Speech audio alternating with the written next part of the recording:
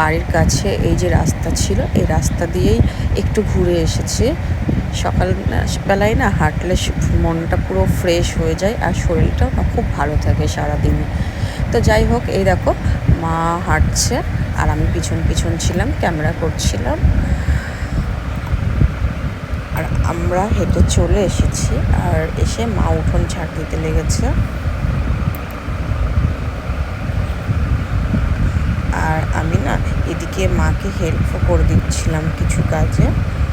আর মা ওদিকে আমাদের বাইরে যে রাস্তাটা দেখা যাচ্ছে, রাস্তাটা ঝাঁটিয়ে আসলে এসে ওই নোংরাগুলো জড়ো করে রেখে দিল, পরে ফেলবে।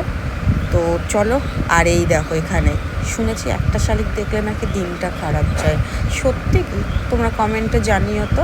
আমি তো সকালবেলায় উঠে একটা শালিকই দেখেছি। তো যাই হোক, এবার থেকে ব্লগ দিতে শুরু করব। আর তোমরা সবাই খুব ভালো থেকো, সুস্থ থেকো।